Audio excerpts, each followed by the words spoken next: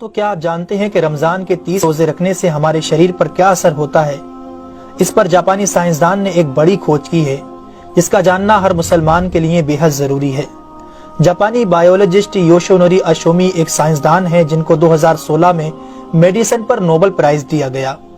ان سے جب پوچھا گیا کہ آپ نے کون سی ایسی چیز بنائی ہے جس کی بنا پر آپ کو دنیا کا سب سے بڑا انعام نوبل پرائز دیا جا رہا ہے، تو انہوں نے کہا تھا کہ میں نے کینسر کی ممکنہ دوا کھوج لی ہے، اور اس بات پر دنیا نے بڑے پر انداز میں ان کی کاوش کو سراہا اور مبارکباد دی گئی۔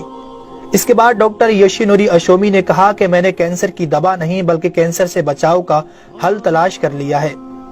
تو لوگوں نے ان سے پوچھا کہ بتائیے ایسا کیا کیا جائے کہ کینسر جیسے خطرناک مرض سے بچا جا سکے؟ تو انہوں نے کہا کہ جب ہم بھوکا رہتے ہیں تو ہماری باڈی میں موجود غذائیت ختم ہونے لگتی ہے، جس کی وجہ سے جسم بھوک محسوس کرتا ہے۔ اگر اس بھوک کے دوران جسم تک کھانا نہ پہنچے تو ہمارا جسم بھوک کی شدت کی وجہ سے اپنے اندر موجود ان زہریلے سیلز کو کھانا شروع کر دیتا ہے جو کینسر کا سبب بنتے ہیں۔ اس عمل کو میڈیکل کی لینگویج میں آٹوفیگی کہا جاتا ہے۔ اگر آپ چاہتے ہیں کہ آپ کا جسم ایسے بیمار سیل سے پاک ہو تو آپ کو بھوکا رہنا چاہیے۔ جب ایسے سیلز مرنا شروع کر دیتے ہیں تو کینسر کا پرسنٹیج کم ہو جاتا ہے۔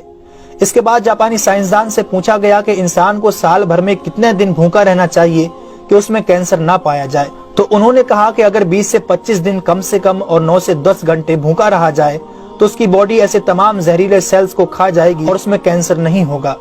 اے میرے پیارے رب کریم، آج ہمیں سمجھ آیا کہ مومن پر روزے کیوں فرض کیے گئے، اور آج مجھے اس احادیث پاک کی بھی سمجھ آ گئی جس میں آپ صلی اللہ علیہ وسلم نے فرمایا کہ ہر شے کی زکوٰۃ ہے اور جسم کی زکوٰۃ روزہ ہے۔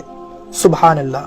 میں قربان جاؤں ایسے سچے دین پر جس نے عبادت کے اندر بھی بیماریوں کا علاج رکھا ہے۔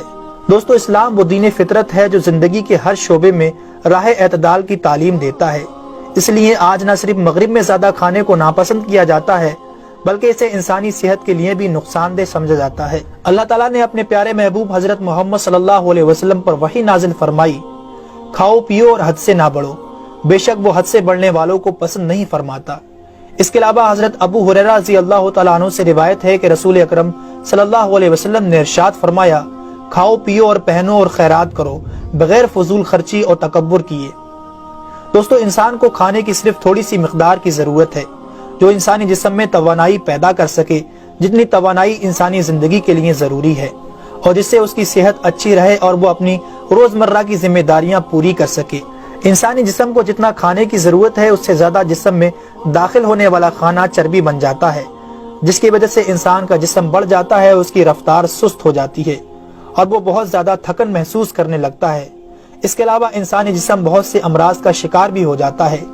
اسی لیے اللہ تعالیٰ نے روزے فرض کیے تاکہ 11 مہینوں کے دوران کھانے پینے کی بے احتیاطی کا ازالہ ہو سکے۔ قرآن پاک میں اللہ تعالیٰ نے روزے رکھنے کا حکم ان الفاظ میں بیان فرمایا ہے، اے ایمان والو، تم پر روزے فرض کیے گئے جیسے کہ تم سے پہلوں پر روزے فرض کیے گئے تھے تاکہ تم پرہیزگار بن جاؤ۔ دوستو، قرآن مجید میں بیمار اور مسافر کے لیے روزے مؤخر کرنے اور جو روزہ نہ رکھ سکے ان کے لیے فدیہ ادا کرنے کا حکم دیا ہے۔ اس کے بعد روزہ رکھنے کی حکمت ان الفاظ میں بیان فرمائی، اور تمہارے لیے روزہ رکھنا ہی بہتر ہے اگر تم جانتے ہو۔ دراصل یہاں یہ بتایا گیا ہے کہ اگر تم موجودہ علم کو سمجھتے ہو تو تمہارے لیے بہتر یہی ہے کہ تم روزے رکھو، کیونکہ روزہ اپنے اندر بے شمار روحانی، نفسیاتی اور طبی فائدوں کو رکھتا ہے۔